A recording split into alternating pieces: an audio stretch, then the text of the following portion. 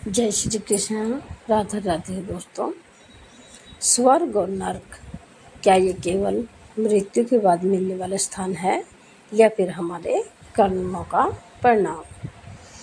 तो यह वृंदावन की उन पावन गलियों की कथा है जहाँ काल का नियम नहीं बल्कि लाडली जी श्री राधा का विधान चलता है। तो वृंदावन का यह रहस्यमय सन्नाटा श्री धाम वृंदावन की कुंज गलियों में स्थित निधि वन के समीप एक छोटी सी कुटिया थी। यहाँ निवास करते थे परम भक्त गौड़ बाबा। बाबा का जीवन भक्ति की उन पराकाष्ठ पर था जहाँ व्यक्ति देह के में रहते हुए भी विदेही हो जाता है। उनके होठ भले ही शांत रहते पर उनके हृदय की धड़कन से निरंतर एक ही धवनी गूंजती थी, राधे राधे।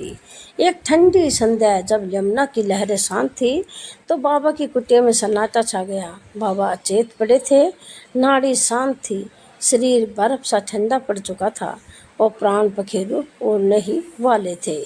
शिष्यों ने रुदन करते हुए अंतिम संस्कार की तैयारी शुरू कर दी। लोगों की दृष्टि से बाबा मृत घोषित किए जा चुके थे, परंतु सूक्ष्म जगत में दृश्य कुछ और ही था। अचानक कुटिया के भीतर का तापमान गिर गया और दो भयानक विशाल और काली छायाएं प्रकट हुई। ये यमराज के दूत थे। उनके हाथों में कंटीले काल पास यम का फंदा थे। जैसे ही वे बाबा के सूक्ष्म शरीर को बांधने के लिए आगे बढ़े तो एक चमत्कार हुआ। जैसे ही यमदूतों ने अपना फंदा फेंका, बाबा के रोम रोम से करोड़ों सूर्यों के समान एक दिव्य प्रकाश पुंज फूटा। वह प्रकाश कोई साधारण रोशनी नहीं थी बल्कि नाम की ऊर्जा थी। यमदूत पीछे छिटक गए। उन्हें ऐसा लगा जैसे वे किसी दहकते हुए अग्नि पर्वत से टकरा गए हों। तृतीय दृश्य, यमराज का आगमन और आकाशवाणी। यमदूतों को असमर्थ देख स्वयं मृत्यु के देवता यमराज अपने महिष यानी कि भैंसे पर सवार होकर वहां पहुंचे। उन्होंने देखा कि बाबा का शरीर अब हाड़ मांस का पुतला नहीं बल्कि राधा नाम का एक अभेद किला बन चुका है। यमराज ने अपना कालदंड उठाया, तभी पूरा आकाश एक दिव्य गर्जना से गूंज उठा। ठहरो धर्मराज, मर्यादा का उल्लंघन न करो। यह जीव अब तुम्हारे अधिकार क्षेत्र से बाहर है। जिस देह को तुमने मृत समझा है वह श्री राधा रानी के चरणों में समर्पित नाम की अमानत है। जिसके हृदय में प्रिया जी का वास हो उसे यमलोक का मार्ग नहीं दिखाया जाता। यमराज ने तुरंत अपने हाथ जोड़ लिए। वे समझ गए कि यह आत्मा कर्मों के बंधन काट चुकी है। उन्होंने बाबा के नश्वर शरीर को प्रणाम किया और अपने दूतों के साथ अंतर्ध्यान हो गए।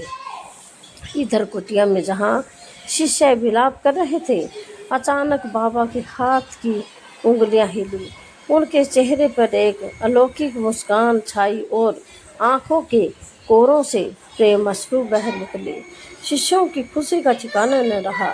जब बाबा पूर्ण चेतना में आए तो उन्होंने केवल इतना कहा, अरे पागलों, कान्हा की बंसी और लाडली जी के नाम में वो सामर्थ्य है कि यमराज को भी खाली हाथ लौटना पड़ता है।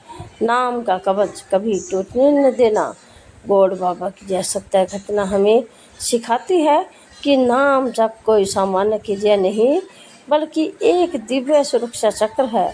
जो अटूट विश्वास के साथ राधा कृष्ण का आश्रय लेते हैं उनके लिए मृत्यु केवल एक द्वार है जो सीधे गोलोक धाम की ओर खुलता है। यमदूत भी थर्राते हैं जब भक्त राधे नाम गाते हैं। काल की गति रुक जाती है जब बिहारी जी हाथ बढ़ाते हैं। मनुष्य जैसा कर्म करता है वैसा ही फल उसे प्राप्त होता है। इसलिए हमें अपने जीवन में सत्य, धर्म और दया और भक्ति का मार्ग अपनाना चाहिए। तो ईश्वर से यही प्रार्थना करें कि हे प्रभु, हमें सद्बुद्धि दे ताकि हमारे कर्म हमेशा अच्छे हों और हमारा जीवन आपके आशीर्वाद से प्रकाशित हो। तो बोलिए हर हर महादेव, जय श्री राम, राधे राधे। कल फिर मिलते हैं एक और नई कहानी, कथा, अध्याय के साथ। तब तक के लिए जय श्री कृष्णा, राधे राधे।